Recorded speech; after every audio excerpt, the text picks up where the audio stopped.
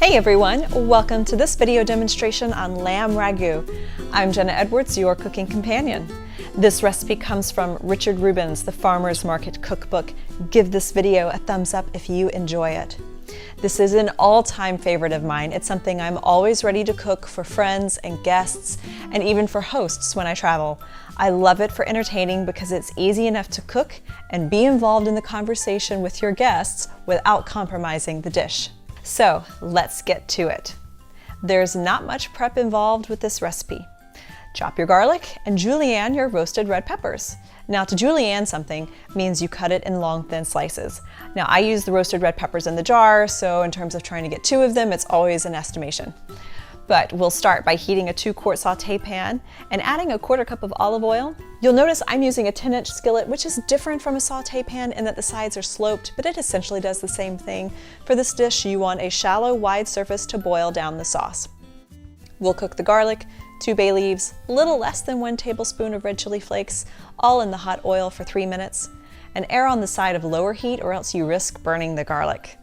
Then add the ground lamb, stirring until browned, about 3 to 5 minutes. Pour in a 1/4 cup of red wine and reduce for about 3 minutes until syrupy.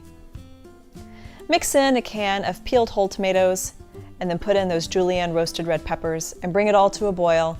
Then reduce the heat to a simmer and cook this for 30 minutes. If you're serving over pasta, this is the time to start boiling the water and prepping the pasta. After 30 minutes, mix in the remaining ingredients and cook for an additional 10 minutes. You can see here I'm only adding spinach. I've never added the olives and the pine nuts like the recipe suggests. And sometimes I use arugula instead of spinach. If you're susceptible to spice, I recommend using only half a tablespoon of chili flakes and less than 2 roasted red peppers to control the spice factor. I recommend serving this over wide noodle pasta like pappardelle or plain egg noodles, but it goes well with any pasta designed to carry chunky sauces.